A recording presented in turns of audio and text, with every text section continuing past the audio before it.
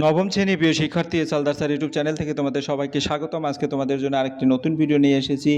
কষে দেখে 1.3 বাস্তব সংখ্যার সম্পূর্ণ টপিকস, অর্থাৎ 1.3-এ টোটাল 47টি অঙ্ক, আর দাগ নম্বর হবে 1 থেকে 15 পর্যন্ত। সকল রকমের প্রশ্ন আমি বিশ্লেষণ সহ সম্পূর্ণ সমাধান দেখাবো। আশা করি অমূলত বা মূলদ সংখ্যা রিলেটেড যত রকমের প্রশ্ন আছে তোমাদের অনেকেই হয়তো এই টপিক্সটা বুঝো না ভালো করে। আজকের ভিডিও দেখলে তোমরা কিন্তু 100% বুঝতে পারবে। একবারে সহজ ভাষায় সহজ পদ্ধতিতে আমি দেখিয়ে দিয়েছি। কাজে বলবো, তোমরা যারা এখনও আমার চ্যানেলটিকে সাবস্ক্রাইব করনি তারা এখনই চ্যানেলটিকে সাবস্ক্রাইব করে বেল আইকনটি প্রেস করে দাও, এরকম আরও অনেক ভিডিও পাওয়ার জন্য। তো প্রথমেই দেখো, কষে দেখে 1.3-এ টোটাল প্রশ্ন আছে 1 থেকে 15 নম্বর পর্যন্ত। 1 আর এই 15, ঠিক আছে? আমি সকল প্রশ্নের উত্তরে এই ভিডিওতে দেখাবো। হ্যাঁ, তো একটা ভালো করে বোঝানোর পরে আর একটা শুধু দেখিয়ে যাব, কিন্তু নতুবা আসলে সম্পূর্ণ অঙ্কগুলি একটা ভিডিওতে দেখা সম্ভব হবে না। ভাগ না করে নিচের কোনো সংখ্যাগুলোর দশমিক বিস্তার সসীম হবে লিখি। কোন কোন সসীম? তাহলে আমরা এক এক করে সমস্ত প্রশ্ন দেখলাম, এবার উত্তর দেখব। তাহলে ভাগ না করে, ভাগ না করে নিচের সংখ্যাগুলোর দশমিক বিস্তার। তাহলে যদি ভগ্নাংশ P/Q বা সরল আকার, এবারে হর কিউ এবং মৌলিক উৎপাদক শুধু 2 বা 5 হয়, তাহলে তার দশমিক সসীম হবে। অর্থাৎ এটা সূত্র।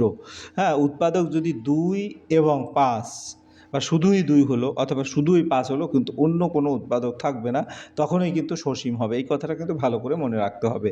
যেমন এখানে 17কে 80 দিয়ে যদি ভাগ করি, তাহলে বা বিশ্লেষণ করি, এর কোনটা বিশ্লেষণ করব? হর। এই যে হর বলেছে, অর্থাৎ নিচেরটা।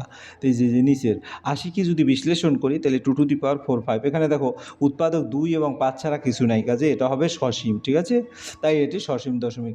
একইভাবে আমরা যদি 13/24কেও যদি দেখি, এর হর 24, 2 কিউব আর 3, এখানে কিন্তু 2 আর 5 নাই, এখানে 3 আছে। কাজে যেহেতু এটা 3 আছে, কাজে এটাকে অসসীম, সসীম হবে না। এরপরে যদি আমরা 12কে দেখি, 12কে এটা 2 স্কোয়ার ইন্টু 3, এই যে 3 আছে, অর্থাৎ এটাও অসসীম হবে। এরপরে যদি আমরা দেখি তোমার 125, হরটাকে আমরা শুধু মেনলি, তাহলে 5 কিউব, শুধুই 5 কিউব, 2 নাই, কিন্তু তারপরেও সে কিন্তু সসীম হবে, ঠিক আছে? কারণ আমাকে বলছে 2 টু দি পাওয়ার 5, মানে 2 অথবা 5, এছাড়া যদি অন্য কোনো সংখ্যা আসে তাহলে সে কিন্তু সে সসীম হবে না। এরপরে নিচে 35 আছে, 5 আর 7, কিন্তু এখানে 7 এক্সট্রা আছে, কাজে এটাও সসীম নয়, অসসীম। তাহলে আমরা উত্তরে দেখব মূলত 17/80 এবং 16/125, এই দুইটা সসীম দশমিক হবে। এরপর আমরা চলে যাব 2 নম্বরের প্রশ্ন। 2 নম্বরের প্রশ্ন, নিচের প্রত্যেক সংখ্যার দশমিক বিস্তার করে এবং কী ধরনের দশমিক বিস্তার পাবো লিখি। তাহলে 1/11 যদি আমি দশমিকে বিস্তার করি, অর্থাৎ এটাকে 1কে 11 দিয়ে ভাগ করি। আমি আর অনুগুলি দেখাইলাম না, দশমিক দিলাম, একটা শূন্য গেল না, পরে আর একটা শূন্য পড়বে, এখানে একটা শূন্য, 9 11 99, ঠিক আছে? তাই 99, হাতে থাকলো 1, আনলাম, একটা শূন্য গেল না, আবার একটা শূন্য, আবার একটা শূন্য দিয়ে দেবো, 9 11 99, অর্থাৎ এরকম চলবে, 0 9 0 9 0 9, এরকম চলতে থাকবে। তাহলে এটাকে আমরা কি বলবো? রিপিট হচ্ছে 0 আর 9, এরকম দুটো ফোঁটা দিয়ে দেবো। তো অসসীম আবৃত দশমিক। 5/8, 5/8কে ভাঙলে 0.625 এই ভাগফলটা হয়, কাজে এটা সসীম দশমিক। এরপরে যদি আমরা দেখি 3/13, 3/13কেও যদি বলি 0.2307692 30769, অর্থাৎ এর সাথে কিন্তু কোনো মিল নেই। না, এই যে 2 3 এই পর্যন্ত 6 নয়, আবার 2 3, অর্থাৎ আমরা যদি এটাকে দেখি, এখান থেকে শুরু করব, এখানে পর্যন্ত ফোঁটা দিয়ে দেব, আর এটা অসসীম আবৃত দশমিক। তবে 3 সমস্ত 1/8, এটাকে যদি করি, তাহলে 3.125, কাজে এটা করলে হবে কি? সসীম দশমিক। এরপরে আমরা চলে যাব 2/11। 2/11 মূলত কি? 0.181818, তাহলে আমরা কি বসাতে পারি? 1-এর উপরে একটা পৌনঃপুনিক, 8-এর উপরে একটা পৌনঃপুনিক, কাজে এটা অসসীম আবৃত দশমিক। 7/25, 7/25 হচ্ছে এটা নিঃশেষে বিভাজ্য, কাজে 0.28, যেহেতু এর ভাগফল সসীম দশমিক। এক এক করে আমরা দেখিয়ে দিলাম। এরপরে আমরা চলে যাব 3 নম্বরের প্রশ্ন। 3 নম্বরে নিচের প্রতিটি প্রশ্নে P/Q আকারে প্রকাশ করো। P/Q আকারে প্রকাশ করতে বলছে। দেখো 0.33333 এরকম করে টোটাল অঙ্ক আছে। আমি যদিও আছে 0.3 পৌনঃপুনিক, আসলে এই অঙ্কটা ছিল 0.3, কিন্তু এটার মানেই হচ্ছে 0.3333, এভাবে চলতে থাকবে। তাহলে আমরা এটাকে যদি লিখতে পারি যে 0.3 উপরে পৌনঃপুনিক দেওয়া, তাহলে আমরা কিভাবে এটাকে সমাধান করব? 0.33 ধরে নিলাম, 0.3333, এটা সমান x। তো উভয় পাশে 10 দিয়ে গুণ করব, তাহলে কি হবে? 10x = 3.33, 3। তাহলে এখন যদি বিয়োগ করলে কি হবে, এই যে আমরা 10x, হ্যাঁ বিয়োগ করি 10x থেকে এক্স গেলে থাকে 9x, আর এখানে 0.33 এইটা কাটা যাবে, থাকবে শুধু 3। তাহলে x সমান 1/3, উত্তর হয়ে গেল। এরপরের প্রশ্ন শোনো, 1.3 উপরে পৌনপুনিক, মানে এটার মানেই হচ্ছে 1.3333 এভাবে। তো ধরি x সমান এত এবং 10x সমান 13.33, তাই একটা থেকে আরেকটা যদি বিয়োগ করি তাহলে 12 আসে।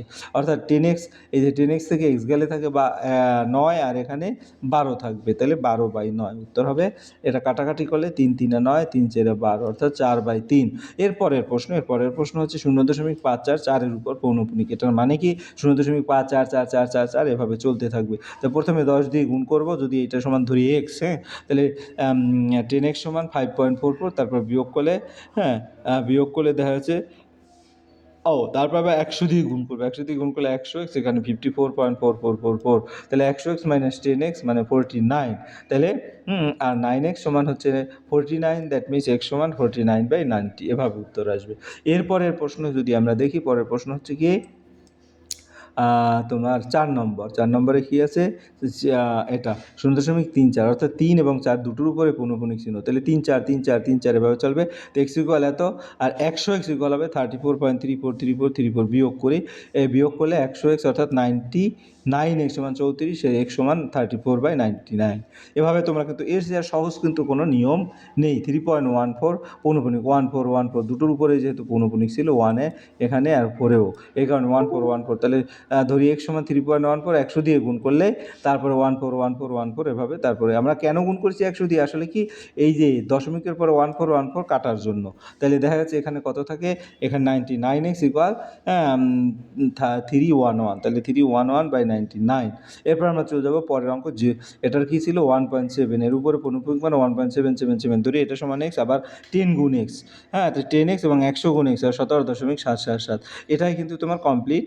হ্যাঁ কিন্তু বিয়োগ করি, 100x থেকে 10x গেলে 90x, আর এখানে কি থাকে 16, তাই 16 অর্থাৎ x সমান 16/90, এটা কাটলে কত হয় 8/45, উত্তর হবে এটা। এরপরের প্রশ্ন 0.47 এর উপর পৌনপুনিক মানে 4777, তাহলে ধরি x সমান 4, যেটা দেওয়া আছে সরাসরি, 10x সমান হবে 4.77, এবং তোমার 100x সমান হবে 47. বিয়োগ করলে দেখা যাচ্ছে 100 থেকে 10 গেল 90 থাকলো, আর 100x মাইনাস 47x, ঠিক আছে, তাহলে 43 থাকে, অর্থাৎ x সমান হবে 43/90। এরপরে আমরা চলে যাবো 8 নম্বরের অঙ্ক। 8 নম্বরের অঙ্ক কী বলছে, এটা 9 নম্বর, 0.8 নম্বরে 5454, অর্থাৎ যেটা আছে সেটা x ধরবো, পরে 100 দিয়ে গুণ করলে 54.5454x, বিয়োগ করলে 99x সমান 54, দ্যাট মিনস x সমান 54/90, সরল করলে x সমান 6/11, অর্থাৎ উত্তর হবে 6/11। এরপরে আমরা চলে যাব 0.001, এটা যদি করি তাহলে x সমান 0.001, অর্থাৎ আবার 1000 দ্বারা গুণ করলে হবে 1.000, বিয়োগ করি যদি 99, x বিয়োগফল সমান 1, x সমান 1/999। এরপর আমরা চলে যাব 10 নম্বরে, এটা কি ছিল 10 নম্বর, 10 নম্বর ছিল 0.163, ধরি x সমান 0.163, তাহলে 1000x সমান, এই যে 1000-এর পরে কিন্তু আবার নতুন করে আসে 163, তাহলে এটা থেকে বিয়োগ করলে কত হয় তোমার 99999x সমান 163, দ্যাট মিনস x ইকুয়াল, পরে এটাই উত্তর হবে। আমার 10টা প্রশ্ন কিন্তু হয়ে গেছে। এবার 4 নম্বরের প্রশ্ন, 4টি সংখ্যা লিখো যাদের দশমিক বিস্তার অসীম ও অনাবৃত। 4টি সংখ্যা যদি আমি বলি, উদাহরণ হচ্ছে √2, √3, √5, √7, আসলে এটা অমূল্য সংখ্যা এবং অনাবৃত। এরপর আমরা চলে যাব 5 নম্বর, 5/7 এবং 9/7, এর মধ্যে 3টি অমূল্য সংখ্যা লেখো। তো এখানে 5/7কে যদি ভাঙাই এরকম হয়, এবং 9/7কে যদি ভাঙাই 1.2857, অতএব আমরা যদি বলি 0.714, এটা থেকে বড় হতে হবে সংখ্যাটি, আবার 1.285 থেকে ছোট হতে হবে। তো এই সীমার মধ্যে অমূল্য সংখ্যা নিতে হবে, কিছু অমূল্য সংখ্যা নির্বাচন করে। আমরা জানি √2, √3, √5 অমূল্য সংখ্যা, এগুলি ছোট করতে 2 দিয়ে ভাগ করি, তাহলে 2 অর্থাৎ 0.707, 0.866, তারপরে 1.188, তাহলে এগুলির মধ্যে দেখা গেছে ওই দুটোর যে 0.71 এর চেয়ে বড়, সেটা হচ্ছে কি তাহলে √3/2, √5/2, √6/2 এরকম সবগুলো 5/7, 9/7 এরকম উত্তর চলে আসবে।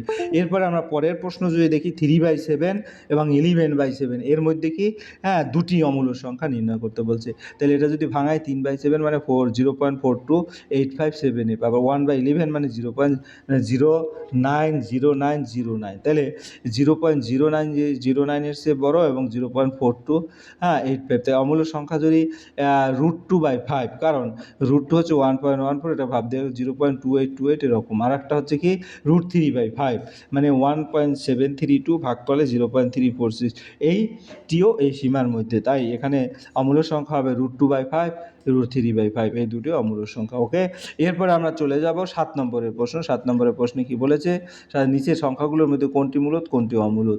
ও √47 এটা পূর্ণবর্গ নয়, কাজে এটা একটা অমূল্য সংখ্যা। তারপরে কি হলো √65, এটা একটা মূলদ সংখ্যা। তারপরে √6.5757 এখানে 57 বার আসছে, কাজেই 6.57 আবর্ত দশমিক বা মূলদ সংখ্যা। এরপরে যদি আমরা পরেরটা বলি 1.10100010001, এখানে কোনো নির্দিষ্ট পুনরাবৃত্তি নেই, এটা অসীম অনাবৃত দশমিক অমূলদ সংখ্যা। এরপরে প্রশ্ন যদি আমরা দেখি 8 নম্বরের প্রশ্ন হয়ে গেল। 9 নম্বর 2.26 দুইটার 2 এবং 6-এর উপর পৌনঃপুনিক 5.54 সংখ্যা দুটিতে 4 দশমিক পর্যন্ত সংখ্যা রেখায় স্থাপন করো। তাহলে আমরা যদি এটাকে 5.762, অর্থাৎ আমরা এখানে যদি বলি এটা কত, 0 1 2 3 4 এভাবে করে 5.7, অর্থাৎ 5 থেকে বড়, 6 থেকে ছোট। তো এটা যদি 5 বলি আর 6 এইটা, অর্থাৎ এই দুটো সংখ্যার মাঝখানে কী করব, 5.1 5.2 5.3 5.4 5.5 5.6 5.7, অর্থাৎ তোমার 5.7 মানে মূলত 5.7 5.761 5.761 মানে এই 5.762 এই জায়গায় হবে উত্তরটা। ঠিক আছে, আমরা এভাবে সুন্দর করে দাগ কাটলেই কিন্তু হয়ে যাবে। আর এটা হচ্ছে দেখো 5-এর চেয়ে বেশি, 6-এর চেয়ে কম, 5.761। এরপরে একইভাবে আমরা যদি বাকিগুলি দেখি, এরকম করে তোমরা দেখে নেবে, আমি আর ডিটেলস বর্ণনা করলাম না। তারপরে এটাও যদি দেখি 1.052, এটাও কিন্তু এভাবে তোমরা চিত্রের মাধ্যমে ছবি আঁকবে। তারপর এটা যদি দেখি, এটাও তোমার এখানে ছবি এঁকে দিচ্ছি। এবং পরে যেটা বলছে 9 নম্বর 2.26 এবং 5.54 সংখ্যাটিতে 4 দশমিক স্থান পর্যন্ত সংখ্যা রেখা স্থাপন করো। এই যে 4 দশমিক স্থান পর্যন্ত দেখা যাচ্ছে 5.5444। এরপর আমরা চলে যাব পরের যে অঙ্ক আছে, পরের অঙ্ক 10 নম্বর। 10 নম্বরে কী বলছে, 0.2101 এবং 0.222 বা 0.2 যেটা পৌনঃপুনিক, এর মধ্যে দুটি মূলদ সংখ্যা লেখো। তাহলে এর মধ্যে এটা 0.232323 এভাবে চলবে, আর 0.212121 এভাবে চলবে। এর মধ্যে দুটি মূলদ সংখ্যা হচ্ছে 0.21 থেকে বড় এবং 0.23 থেকে ছোট। এই সীমার মধ্যে অনেক মূলদ সংখ্যা আছে, যেমন 0.22 0.225, এগুলো সব মূলদ সংখ্যা। ঠিক আছে, এরপরে আমরা চলে যাব স্বাভাবিক সংখ্যা, অখণ্ড সংখ্যা, পূর্ণ সংখ্যা, মূলদ সংখ্যা, অমূলদ সংখ্যা, বাস্তব সংখ্যা নিয়ে 10টি সত্য বাক্য এবং 10টি মিথ্যা বাক্য লেখো। তাহলে আমি তোমার 11 নম্বরটা তো দেখাচ্ছি, এবার 12 নম্বরে চলে যাই। সত্য বাক্য, সব স্বাভাবিক সংখ্যা, পূর্ণ সংখ্যা, সব পূর্ণ সংখ্যা, মূলদ সংখ্যা, সব অমূলদ সংখ্যা, বাস্তব সংখ্যা, 0 একটি পূর্ণ সংখ্যা, হাফ একটি মূলদ সংখ্যা, √2 একটি অমূলদ সংখ্যা, সব স্বাভাবিক সংখ্যা, বাস্তব সংখ্যা, সব পূর্ণ সংখ্যা, বাস্তব সংখ্যা, √9 = 3 একটি মূলদ সংখ্যা, বাস্তব সংখ্যা হচ্ছে মূলদ সংখ্যা যোগ অমূলদ সংখ্যা। এরপরে আমরা চলে যাব পরের, যেটা হচ্ছে তোমার মিথ্যা বাক্য, সব বাস্তব সংখ্যা পূর্ণ সংখ্যা না, এভাবে করে তোমার 10টি মিথ্যা বাক্য দেখানো হয়েছে। 13 নম্বর, একটি গুণ করতে 2 টাকা, একটি যোগ করতে 1 টাকা লাগলে নিচের সংখ্যাগুলোর মান নির্ণয় করতে কত টাকা লাগবে দেখি, এবং কী নিয়ম ব্যবহার করে সবচেয়ে কম কত টাকায় সংখ্যামানটি মান বের করে যায় দেখি। তাহলে এখানে এটা দেওয়া আছে x = 5, যদি বলি x = 5 আমার দেওয়া আছে। তো x = 5 হলে টোটাল 86, কম খরচের পদ্ধতি।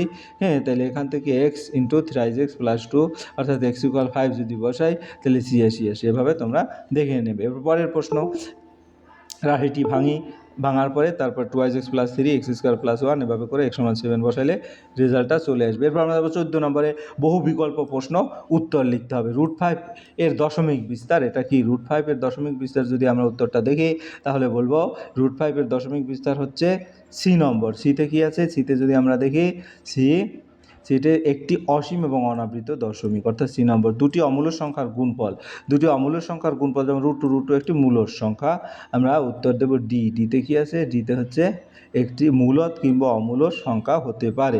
এরপর 3 নম্বর, পাই এবং 22/7 এর মধ্যে কোন বক্তব্যটি ঠিক? এটা হচ্ছে ডি। ডিতে কি আছে? ডিতে হচ্ছে পাই অমূলদ সংখ্যা এবং 22/7 হচ্ছে মূলদ সংখ্যা। এরপরে আমরা পরের প্রশ্ন যদি দেখি, দুটি মূলদ সংখ্যার মধ্যে, দুটি মূলদ সংখ্যা 4 নম্বরের প্রশ্ন, দুটি মূলদ সংখ্যার মধ্যে যদি আমরা উত্তরটা দেখি, সি নম্বরের উত্তর হচ্ছে অসংখ্য মূলদ সংখ্যা আছে। দুটি অমূলদ সংখ্যার মধ্যে কোনো, এটা যদি বলি দুটি অমূলদ সংখ্যার মধ্যে, দুটি অমূলদ সংখ্যার মধ্যেও কিন্তু আমরা উত্তর দেবো সি। সিতে কি আছে? দুটি অমূলদ সংখ্যার মধ্যে তোমার গিয়ে হলো, দুটি অমূলদ সংখ্যার মধ্যে আমরা সিটা দেখে আসি, অসংখ্য অমূলদ সংখ্যা আছে গেল। এরপরে আমরা দুটি অমূলদ সংখ্যার মধ্যে, এটা তো বললামই। তারপরে 6 নম্বর, শূন্য সংখ্যাটি অর্থাৎ ডি নম্বর। ডি নম্বরে কী আছে? মূলদ নয়, অমূলদ নয়, এরকম। শূন্য সংখ্যাটি অখণ্ড সংখ্যা, পূর্ণ সংখ্যা, মূলদ সংখ্যা এবং বাস্তব সংখ্যা, কিন্তু অমূলদ সংখ্যা নয়। এরপর আমরা 15 নম্বরে প্রশ্ন দেখব, একটি উদাহরণ লিখি যেখানে দুটি অমূলদ সংখ্যার যোগফল একটি মূলদ সংখ্যা। তো উদাহরণটা যদি দেখি, উদাহরণটা আমরা কীভাবে দেব? যেমন √2 এবং 2 - √2, এটা যদি যোগ করি তাহলে এটা একটা যোগফল। যোগ করার পরে শুধু 2 থাকে, একটা মূলদ সংখ্যা হয়ে গেল। এরপরে একটি উদাহরণ লিখি যেখানে দুটি অমূলদ সংখ্যার বিয়োগফল একটি মূলদ সংখ্যা। তাহলে এই 3 + √5 একটা উদাহরণ, আর একটা হচ্ছে √5, এটা বিয়োগ করে যদি √5 ভিতরে চলে যায়, এটাও কিন্তু একটা অমূলদ সংখ্যা। এরপরের প্রশ্ন, 1/7 2/7 এর মধ্যে একটি মূলদ সংখ্যা লিখি। তাহলে 1/7 2/7 এটা হচ্ছে 14/2 থেকে বড়, 14/4 থেকে, তো 3/14 হবে, এটা একবারে নর্মাল হিসাব। এরপরের প্রশ্ন হচ্ছে 1/7 2/7 এর মধ্যে একটি অমূলদ সংখ্যা লিখি। তাহলে 1/7 মানে 0.142857 ... 0.285714, অর্থাৎ এই দুটো বারবার আসবে। দ্যাট মিন 0.14 এর চেয়ে বড়, 0.285 এর চেয়ে। এই সীমার মধ্যে একটি অমূলদ সংখ্যা হতে পারে √2/10। তাহলে কারণ √2 হচ্ছে 1.41, এটা যদি করা হয় তাহলে হবে 0.1414। এটি প্রায় মাঝামাঝি মানের কাছাকাছি অমূলদ সংখ্যা, অর্থাৎ 1.414কে 10 দ্বারা ভাগ করলে যেটা, তাহলে আমার একটি মূলদ সংখ্যা অলরেডি বের হয়ে গেল। এরপরে আমরা চলে যাব 5 নম্বর, 0.123 এর উপর প্রমুখ আবৃত দশমিক সংখ্যার সামান্য ভগ্নাংশ লেখো। তো ধরি এটা সমান 0.123232323, এখানে 23 বার আবর্তিত হচ্ছে, কাজেই 100 দিয়ে গুণ করলে হবে 100x সমান 1.2323। এখানে যেহেতু আবর্তিত 2323 হচ্ছে, কাজে বিয়োগ করবো। আবার 1000 10,000 দিয়ে গুণ করলে 123.232323, অর্থাৎ এই যে 23 রিপিটেশন সেটা আনতে হবে, 232323। তাহলে এই কারণে যত দিয়ে গুণ করতে হয়। এরপর আমরা বিয়োগ করবো, অ্যান্ড বিয়োগ করবো কত? 1000, 10,000 থেকে 100 বিয়োগ করলে কত থাকে? 9900x সমান 122। দ্যাট মিনস 122/9900, সরল করলে 61/4950, উত্তর হবে এইটা। ঠিক আছে, এই ছিল তোমাদের এই প্রশ্নের সামগ্রিক উত্তর বিশ্লেষণ। আশা করি ভিডিওটি মনোযোগ সহকারে দেখলে তোমরা এই যে চ্যাপ্টারটা, যেটা অনেকেই ম্যাক্সিমাম স্টুডেন্টের এই সমস্যা থাকে, এই সমস্যাটা ক্লিয়ার হয়ে যায়। পরিশেষে বলবো, ভিডিওটি দেখার জন্য অসংখ্য ধন্যবাদ। ভিডিওটি ভালো লাগলে লাইক কমেন্ট শেয়ার করতে ভুলবে না। আজ এই পর্যন্তই, ধন্যবাদ সবাইকে।